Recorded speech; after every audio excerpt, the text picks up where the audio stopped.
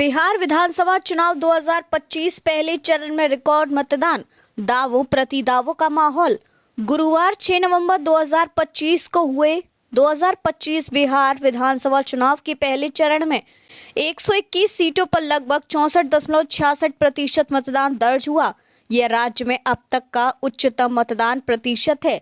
राज्य निर्वाचन कार्यालय और election commission of India EC के अधिकारियों ने बताया कि यह आंकड़ा पिछले विधानसभा चुनाव 2020 में पहले चरण में दर्ज इस मतदान में प्रमुख पहलुओं, राजनीतिक प्रतिक्रियाओं और आगामी चरणों के लिहाज से सामने आए संकेतों का विस्तृत विश्लेषण इस प्रकार है। क्या नया हुआ? पहले चरण की 121 सीटों पर लगभग 3.75 करोड़ मतदाता मतदान के लिए पात्र थे। द टाइम्स ऑफ इंडिया शाम 8 बजे तक दर्ज आंकड़ों में मतदान प्रतिशत लगभग 64.46% से लगभग 64.46% बताया गया।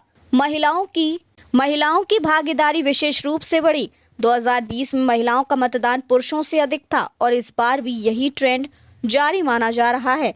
इस चरण में 18 जिलों के विभिन्न मतदान केंद्रों पर मतदान शांतिपूर्ण तरीके से संपन्न हुआ। हालांकि कुछ हिंसात्मक घटनाएं भी समाचारों में आईं। दावे प्रति दावे। सत्तारूढ़ गठबंधन नेशनल डेमोक्रेटिक अलायंस एनडीए की राय। केंद्रीय मंत्री एवं बीजेपी के बिहार प्रभारी धर्मेंद्र प्रधान ने कहा कि भारी मतदान महिलाओं, किसानों और युवाओं की एनडीए सरकार को फिर से चुनने की चाह दर्शाता है। नरेंद्र मोदी ने ट्वीट किया, रिकॉर्ड तोड़ मतदान यानी बिहार में महिलाओं, किसानों और युवाओं का समर्थन एनडीए के साथ जारी रहेगा। उनके खिलाफ नहीं बल्कि उनके पक्ष में संकेत है, क्योंकि मुख्यमंत्री नीतीश कुमार की महिलाओं हित योजनाएं उन्हें फायदा पहुंचा रही हैं। विपक्षी गठबंधन की राय। तेजस्वी प्रसाद यादव ने इस मतदान को परिवर्तन की चाहत के रूप में देखा। उन्होंने कहा कि यह सरकार बदलने के लिए लालगेर हुआ प्रतिबिंब है। प्रशांत किशोर ने कहा कि यह बिहार में बदलाव आ रहा है, उसका संकेत है, माना जाना चाहिए। विपक्ष ने यह भी सवाल उठाया कि लगभग 65 लाख मतदाताओं के नाम मतदाता सूची से हटाए गए हैं, जिससे मतदान प्रतिशत को सामाजिक राजनीतिक पटल से जोड़कर देखा जा रहा है। इस आंकड़े का क्या मतलब? विशेषज्ञों के अनुसार उच्च मतदान हमेशा तत्काल सरकार विरोधी लहर नहीं होती। भले ही अधिक मतदान को अक्सर सत्ता में बदलाव के संकेत के रूप में देखा जाता है। इस मामले में दो मुख्य व्याख्याएं सामने आ रही हैं। ये एनडीए के लिए अच्छा संकेत हो सकता है, विशेषकर यदि महिलाओं, युवाओं और किसानों ने सक्रिय रूप से मतदान किया है और सरकार की कल्याण योजनाओं के प्रति समर्थन दिखाया है। दूसरी ओर यह विपक्ष के लिए मतदान की हवा का संकेत भी हो सकता है। मतदान में भागीदारी बढ़ने का अर्थ अक्सर जनता की असंतुष्टि का भी होता है। आगे आने वाले दूसरे चरण 11 नवंबर और मतगणना 14 नवंबर के परिणाम इस संकेत को स्पष्ट करेंगे कि यह वोटिंग बूस्ट किस दिशा में काम करेगा। आगे क्या ध्यान देने योग्य है?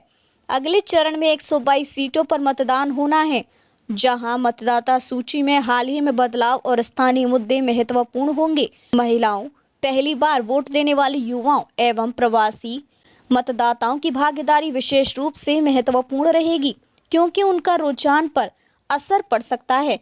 मतदाता सूची से नाम हटने, ईवीएम, वीवीपीएटी यूनिट्स की संख्या, दूर दराज के बूथ्स की स्थिति आदि निर्वाचन प्रक्रिया की पारदर्शिता के मायने रखते हैं।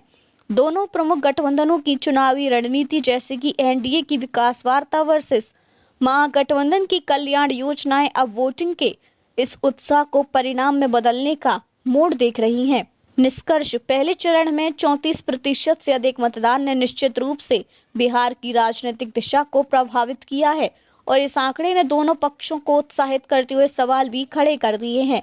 ये सिर्फ समर्थन का नहीं बल्कि बदलाव की संभावना का भी संकेत हो सकता है।